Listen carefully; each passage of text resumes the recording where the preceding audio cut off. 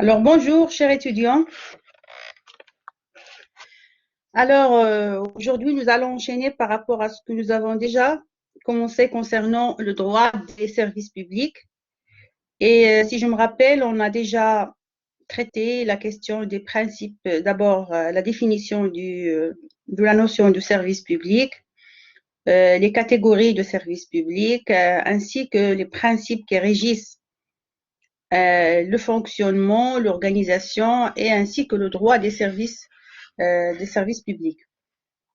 Alors aujourd'hui, on va passer à un aspect aussi important de ce droit-là et qui concerne les différents modes de gestion des services publics. Comme vous savez, les services publics sont créés par les puissances publiques, que ce soit l'État, les collectivités territoriales, ou bien même des services qui sont gérés par des établissements publics. Ces services publics sont gérés par plusieurs modalités qui diffèrent selon la nature du service en question, ou bien selon la prestation allouée par le service, ou bien l'autorité qui assure la gestion du service public. Donc, tout ça, on va le voir au cours de cette séance dans la mesure où c'est un aspect très très important et on sont appelés à s'arrêter un petit peu, discuter ces modes de gestion, voir leur nature, leurs limites et les réformes apportées aux différents modes de gestion. On va voir qu'il y a certains modes qui ont disparu par rapport aux services publics, industriels et commerciaux, d'autres sont toujours en vigueur. Donc, c'est ce que nous allons traiter au cours de cette séance, Inch'Allah. Donc, pour commencer cette question de gestion des services publics, c'est quoi la gestion d'un service public? La gestion d'un service public implique les différentes modalités. Donc, d'abord, le cadre juridique qui réglemente la gestion, les modalités de gestion, les intervenants au niveau de la gestion et les moyens de la gestion. Donc, c'est un aspect important parce que la création d'un service public n'est pas n'est pas l'unique condition de, de servir l'intérêt général et d'allouer des prestations aux citoyens, mais c'est le mode de gestion, la rentabilité, la qualité du service public qui compte. C'est ce qui a mis les gestionnaires devant vraiment des problèmes liés à la gestion. Au Maroc, on va voir les gestionnaires territoriaux ou nationaux ont sillonné plusieurs modes de gestion. Ils ont testé presque tous les modes de gestion disponibles, que ce soit pour les services publics administratifs et essentiellement pour les services publics industriels et commerciaux. Donc, les modes de gestion des services publics diffèrent, bien sûr, selon l'organe gestionnaire.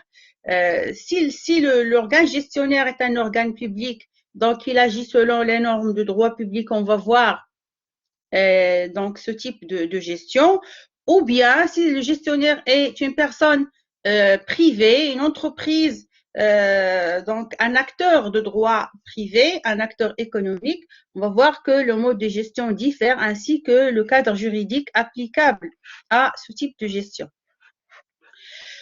Autre chose, c'est que le service public, soit il est géré directement par la puissance publique, c'est ce qu'on appelle le mode de gestion directe ou bien le mode de gestion en régie, d'accord? Ou bien il est géré indirectement par une personne publique dans le cadre des services publics gérés par des établissements publics, ou bien un service public, notamment les services publics marchands, sont gérés par des personnes privées, par des entreprises, des sociétés privées. Donc tout ça, on va le voir dans le cadre des développements de ce cours. Nous allons, si vous voulez, une différenciation de gestion selon, comme je vous ai dit, la nature du service. S'il s'agit d'un service public administratif, dans la plupart des cas, il est géré par la personne publique selon le mode de gestion directe. C'est ce qu'on appelle la régie par une personne publique. Ou bien, donc, il est géré par une personne privée ou bien par un établissement public. Donc, restons dans le cadre de la gestion du service public en régie par une personne publique. Là, nous avons deux modalités dans le cadre de la gestion en régie. Il y a la régie directe et la régie autonome. C'est quoi la régie directe? La régie directe, c'est tout simplement le fait pour la personne qui a créé le service public de s'occuper de sa gestion depuis donc sa conception jusqu'à la réalisation, l'évaluation et le contrôle du service. Donc la régie directe renvoie à une gestion, comme j'ai dit, directe du service public quand la collectivité le gère elle-même par ses propres moyens. Et là, on parle de moyens financiers, moyens humains et moyens matériels. Donc, ce que vous devez retenir comme définition, la régie directe ou bien la gestion en régie directe, c'est le fait de gérer le service public par la collectivité publique, par la personne publique, par l'administration qui le gère elle-même avec ses propres moyens. D'accord? C'est le cas de tous les services publics administratifs. Donc, les services publics administratifs sont gérés par donc la modalité de la gestion directe, la régie directe. Pourquoi? C'est ça la question qui se pose.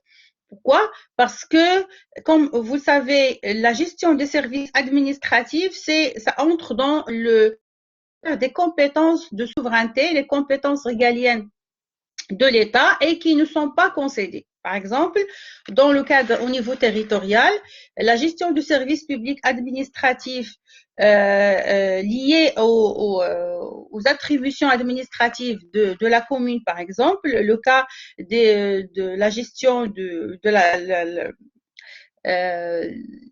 donc les légalisations, l'état civil, tout un ensemble de prestations, par exemple au niveau de la province, la question des passeports, la question des autorisations, tout ça, c'est des services publics administratifs. Et donc, on ne peut pas, c'est un nombre innombrable d'administrations administratives que la puissance publique se charge elle-même de leur gestion. Donc, on ne peut pas concéder cette gestion à d'autres personnes, à des personnes, notamment les personnes privées. Donc, c'est ce qu'on appelle la régie directe. C'est le cas de tous les services publics à caractère administratif. D'accord? La régie n'a donc normalement aucune personnalité juridique parce qu'elle est liée organiquement et matériellement à la personne publique. Donc là, on ne parle pas d'un organe détaché. Donc ça entre dans la gestion directe du service public. Cette forme de régie est le mode normal, comme j'ai dit tout à l'heure, de la gestion des services publics administratifs. Les SPA, c'est les services publics administratifs. Les SPIC, c'est les services publics industriels et commerciaux. Donc, c'est un mot trop simple de gestion. Pourquoi? D'abord parce qu'il n'y a pas plusieurs intervenants.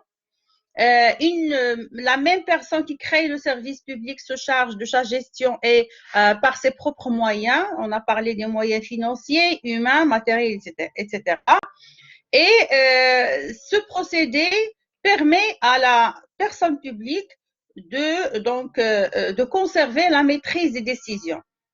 C'est un élément très important. Et là, je vous ai donné l'exemple des services publics régaliens, notamment le service public administratif, les services publics de la défense, de la sécurité.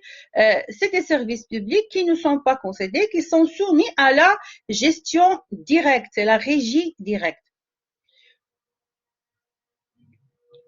Donc, parmi les bienfaits, si vous voulez, de ce mode de gestion, c'est que la personne publique maîtrise la gestion du service, maîtrise la prise de décision et elle dispose de ses propres moyens de contrôle et d'évaluation, ce qu'on appelle l'auto-évaluation. Autre chose, c'est que les services publics est pris en charge sans intermédiaire, donc c'est la gestion directe. Il n'y a pas d'intermédiaire, ce qui a l'avantage de simplifier la gestion parce que les interlocuteurs ne sont pas nombreux et le contrôle se fait de façon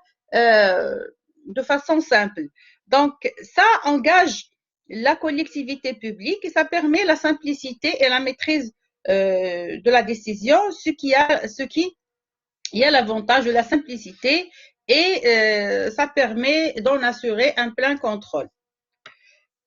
Troisième élément concernant les implications de ce mode de gestion, c'est que le service public est financé par l'État ou bien par la collectivité territoriale qui se charge du service, dont les biens et les personnels sont affectés à son accomplissement. Donc, côté financement, nous avons une seule source de financement du service public. Donc, je vous ai donné le cas des services publics administratifs. Vous pouvez imaginer tous les services publics administratifs qui sont soumis à ce mode de gestion. Ce mode de gestion présente trois caractéristiques principales. D'abord, la première caractéristique concerne le fait que le service public ou bien pour qu'il soit géré selon ce mode de gestion, la personne publique n'a pas besoin de créer une autre personne morale ou bien créer une entité qui dispose d'une personnalité morale et d'une autonomie financière. Donc, c'est la collectivité dont il relève qui est titulaire des droits et des obligations nées de l'activité de ces services. Donc là, vous voyez, on est toujours dans le cadre de la simplicité dans la mesure où nous avons, comme j'ai dit tout à l'heure, un seul interlocuteur et non pas plusieurs. Les services en régie dépendent directement de la collectivité. Ça veut dire qu'en cas de problème au niveau de la gestion, c'est la collectivité qui assume. Donc là, on peut dire que la collectivité publique assure et assume la responsabilité du service public. Le fonctionnement du service public ainsi que la rentabilité demeurent la responsabilité essentielle de la personne publique. Donc, les services en régie n'ont aucune autonomie au plan financier, donc ils sont subordonnés financièrement au budget de la collectivité et qui regroupe les recettes et les dépenses de tous les services en régie. Donc, comme j'ai dit tout à l'heure, ce mode de gestion, il est largement appliqué au niveau des services publics administratifs.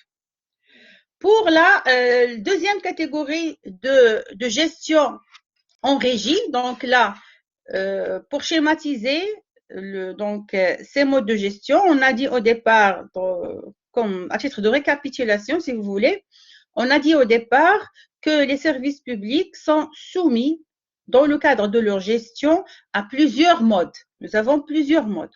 On a commencé par le mode de gestion publique du service public, ça veut dire la gestion en régie, d'accord? Ou bien la gestion directe. Dans le cadre de la gestion en régie, nous avons deux modalités. Il y a la gestion en régie directe, d'accord? Et il y a la gestion en régie autonome. Pour la gestion en régie directe, on a dit que la gestion ne nécessite pas la création d'une régie autonome qui dispose de la personnalité morale et de son autonomie financière. Donc là, c'est l'administration qui se charge elle-même. Je vous ai donné le cas, par exemple, de l'administration, des administrations communales, le cas de l'état civil ou autre, ou bien les administrations de la défense, de la sécurité en général. Deuxième mode de gestion, dans le cadre de la gestion en régie, nous avons la gestion en régie autonome. Donc là, c'est un mode de gestion qui est réglementé par le décret du 29 septembre 1964 relatif aux régies autonomes.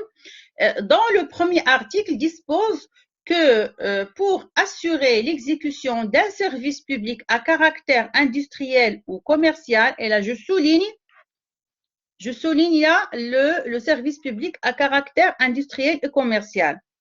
Parce que, comme j'ai dit au départ, le mode de gestion d'un service public reste largement tributaire de sa nature. Si le service public relève du domaine administratif, il est soumis à la régie directe. ou bien si le service public assure une activité industrielle ou commerciale, là, les modes de gestion diffèrent, mais on peut parler préalablement du mode en régie autonome.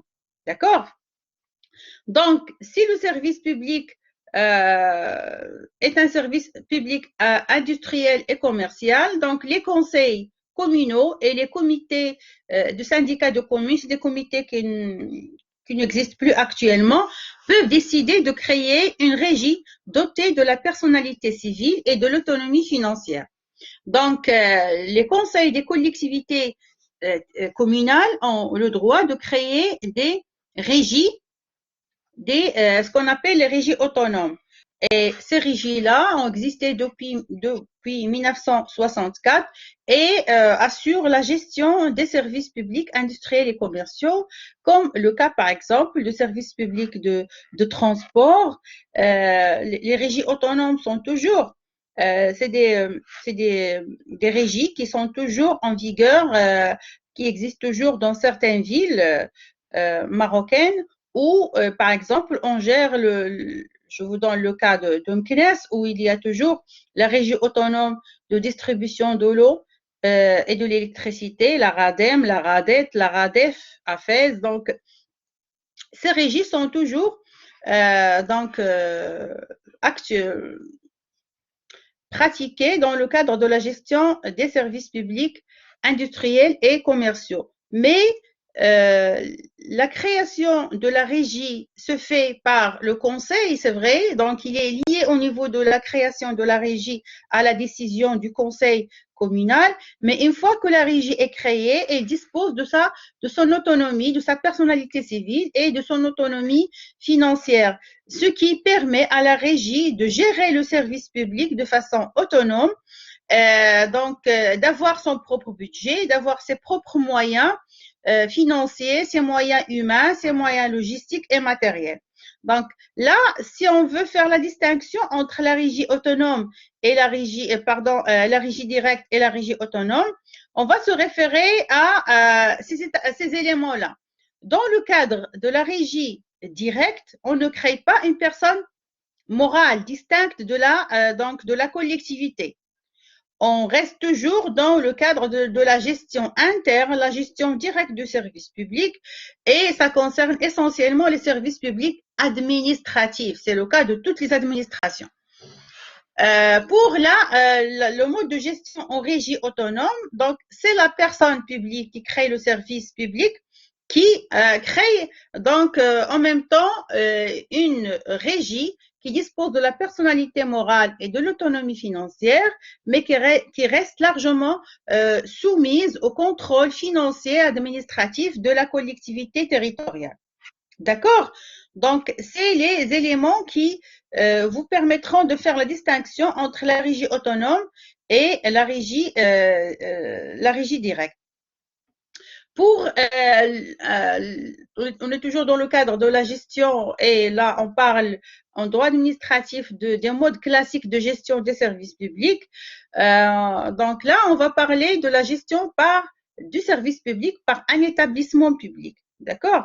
Et là, on est appelé à définir ce que c'est qu'un établissement public. On a déjà parlé de ça, je crois. Non, c'est pas en troisième, je crois en deuxième semestre. Mais vu les conditions de confinement, on n'est pas arrivé à mieux étudier cette question d'établissement public dans le cadre de la décentralisation technique ou bien la décentralisation par service. Mais revenons à la définition générale qu'on peut donner à un établissement public. L'établissement public est une personne morale de droit public créée par l'État, soit par une collectivité territoriale. D'accord? Donc, le recours à ce système d'établissement public est largement nécessaire pour la gestion de services publics administratifs, notamment les services publics administratifs à caractère social, le cas des hôpitaux par exemple, les universités qui disposent de la qualité d'établissement public, ou même la gestion de services publics industriels ou commerciaux, le cas de l'eau, le transport, l'électricité, l'ONA, l'ONE, le cas par exemple de l'ONCF, qui est donc l'Office national des chemins de fer, qui est un établissement public et qui gère un service public. Donc, le recours à ce mode permet donc d'abord d'autonomiser la gestion du service public, assurer une meilleure rentabilité technique et donc une bonne gestion de service, et donc aussi l'amélioration de la prestation en assurant, en recourant au fameux principe d'adaptabilité du service public aux nouvelles technologies. Donc là, vous avez devant vous tout un ensemble de moyens classiques qui permettent la gestion du service public. Mais les choses ne s'arrêtent pas là. Quand on parle de services publics industriels et commerciaux, donc nous avons vraiment une panoplie de moyens. On a parlé de la gestion en régie autonome, la gestion donc dans le cadre des établissements, mais les établissements publics. Mais la question qui se pose, qu'est-ce qui fait la différence entre un établissement public et une collectivité territoriale dans le domaine de la gestion du service public? Un établissement public se distingue de la collectivité territoriale ou de l'État. Pourquoi? Parce que tout simplement, quand on dit, ou bien quand on se pose la question par rapport aux 3 personnes morales de droit public, on dit, quelles sont les personnes morales de droit public? Oui, Nisa? L'État, les établissements Oui? publics et les collectivités territoriales. Très bien, très bien. Donc, nous avons 3 personnes morales de droit public. Il y a les établissements publics, l'État et les collectivités territoriales. Ces 3 personnes morales de droit public sont distinctes organiquement. Elles ont leur propre personnalité morale, leur propre autonomie financière et leur propre domaine d'intervention. D'accord? C'est pour cela que quand on parle des établissements publics, on les classe dans la sphère de tout ce qui est décentralisation par service, décentralisation technique. Quand on parle de la collectivité territoriale, c'est la décentralisation administrative, et l'État, bien sûr, comme vous savez, c'est la collectivité publique, la personne morale qui fédère toutes les autres personnes morales de droit public. Donc, l'activité d'un établissement public est guidée par le principe de spécialité. Un établissement public agit dans un domaine spécialisé. L'enseignement, par exemple, pour les académies de l'enseignement, pour les universités, les hôpitaux pour la santé, donc pour le transport, il y a des établissements spécialisés. Donc, c'est donc cette question de spécialité qui fait la différence entre établissement public et collectivité territoriale. De l'autre côté, la collectivité territoriale n'est pas soumise à ce principe rigoureux de spécialité, mais donc ils ont des attributions générales. Par exemple, ils agissent dans tout ce qui concerne le fait local, tout ce qui concerne les attributions à caractère local. Si on prend juste le cas de la commune est compétente dans plusieurs domaines, couvre plusieurs aspects de la vie locale, ainsi que son président. Le président dispose de plusieurs attributions qui touchent le domaine de la police administrative, le domaine donc de la gestion interne, le domaine social, le domaine économique. Le conseil peut délibérer sur pas mal de questions qui touchent tous les aspects, si vous voulez, de la vie locale. Si on jette juste un petit coup d'œil sur la liste des compétences de la commune et de son conseil, là, vous allez vraiment être étonné par le nombre considérable de domaines couverts par la commune. Pour les établissements publics, c'est autre chose. Donc, c'est la spécialité. Donc, l'établissement public est créé pour gérer un service public spécialisé. Donc, c'est ce qui fait la différence entre la collectivité territoriale, comme on a dit, qui bénéficie d'une compétence générale, et l'établissement public qui est doté d'une compétence d'attribution. D'accord? Donc, retenez bien collectivité territoriale, compétence générale, établissement public, compétence d'attribution. Donc, à la fin de 2015, le portefeuille public se compose au Maroc de 212 établissements publics qui gèrent des services publics industriels et commerciaux. Donc, elle a 44 sociétés à participation directe de l'État, donc où l'État est fait partie, et 442 filiales et participations publiques. Donc là, ça reflète quoi ces chiffres? Ça reflète l'importance de l'interventionnisme même des puissances publiques, des personnes morales de droit public dans la gestion des services publics industriels et là, quand on parle de l'intervention de l'État ou bien les établissements publics, on peut songer à des services publics qui ont un caractère national. Le cas, par exemple, de l'ONCF, c'est un établissement public qui a une vocation nationale et qui couvre le territoire national. Alors qu'il peut y avoir des établissements publics créés par les collectivités territoriales et qui sont spécialisés pour la gestion d'un certain service public locaux. Ça, c'est tout un autre volet qui concerne, on l'a déjà vu au niveau de la décentralisation, mais quand même, on va revenir à cette question de gestion des services publics locaux pour voir les modes modernes de gestion, parce que là, on parle de mode classique. Si on veut opter pour cette classification entre les modes de gestion classiques et les modes de gestion modernes, on va les découvrir tout à l'heure. On peut parler donc de la gestion en régie directe, la régie autonome, la régie par l'établissement public, surtout pour les services publics industriels et commerciaux. Et de l'autre côté, nous avons les modes de gestion modernes, notamment les sociétés de développement local, la gestion contractuelle, donc par les contrats de gestion délégués, les contrats de partenariat public-privé ou autres. D'accord? Donc, c'est généralement ce qu'on peut dire par rapport au mode de gestion classique des services publics. Donc, pour les traits qui caractérisent le secteur des établissements publics, d'abord, donc le secteur des établissements publics, les entreprises et établissements publics, nous avons une très grande diversité.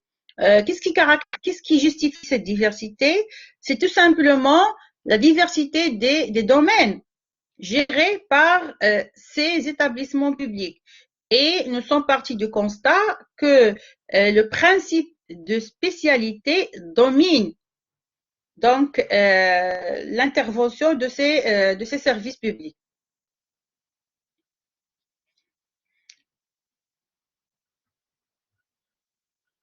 Concernant les établissements créés par les collectivités territoriales, et comme je vous ai dit, la loi 111-14 relatif à l'organisation communale permet aux communes de créer des collectivités, de créer des établissements publics de coopération, ce qu'on appelle les établissements de coopération, pour la gestion de certains services publics.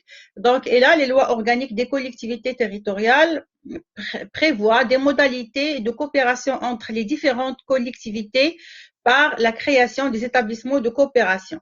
Donc là, nous avons l'article 133 de la loi organique relative à l'organisation communale qui prévoit donc la constitution entre les communes liées territorialement des établissements de coopération intercommunale. Par exemple, pour simplifier la chose, on part du constat que les collectivités territoriales, notamment les communes, ont des compétences très importantes. L'eau, l'électricité, l'aménagement de la voirie, l'approvisionnement. J'ai parlé de l'eau et de l'électricité, la propreté, les décharges publiques, la gestion des gares routières, les marchés de gros, les marchés de céréales. Donc là, vous pouvez imaginer vraiment une liste très très importante de services publics qui doivent être gérés par les communes. Donc là, on peut imaginer aussi je dis pas l'incapacité, mais parfois des difficultés pour une commune de gérer un service public, surtout si ce service public-là dépasse largement ou bien dépasse euh, ses capacités financières et ses moyens, et il peut faire appel à la coopération avec d'autres communes, mais la condition, c'est le voisinage territorial des communes limitrophes pour créer un service public. La gestion de ce service public peut être attribuée à un établissement public. Par exemple, le cas des décharges. Les grandes décharges nécessitent la coopération de plusieurs communes avoisinantes qui peuvent créer un établissement public uniquement pour gérer ce service-là. Et là, cet établissement de coopération intercommunale est conditionné aussi, soumis à la question de la spécialisation. D'accord? Donc, c'est ce qui intéresse concernant cette modalité de gestion par établissement public. Donc, nous avons deux types d'établissements. Les établissements publics créés par l'État qui gèrent des services publics à caractère national et des établissements publics créés par les collectivités territoriales qui gèrent des services publics locaux. Deux ou plusieurs communes peuvent créer un établissement public pour gérer un service public. Mais il faut faire attention. Le service public doit faire partie des compétences propres de la commune. Sinon, la création de ce service public sera annulée par le juge administratif dans le cadre de l'illégalité des décisions prises par les conseils des collectivités territoriales. Donc, c'est tout un autre, un autre aspect de droit des collectivités territoriales. Mais ce que vous devez retenir, c'est cette pluralité, si vous voulez, de modes de gestion des services publics.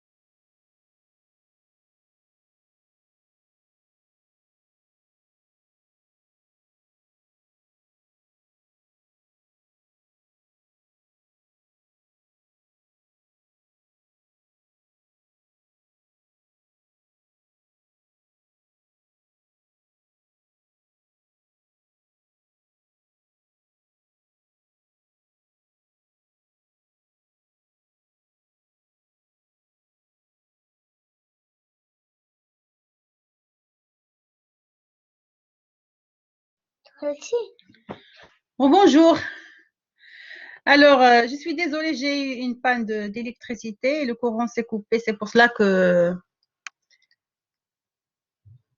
la connexion aussi s'est arrêtée. Donc, j'ai juste partagé ma connexion de mon portable avec vous, juste pour m'excuser et vous dire à la séance prochaine, Inch'Allah. Donc, j'ai pas suffisamment de connexion pour assurer le cours. D'accord? Alors, à la séance prochaine, Inch'Allah.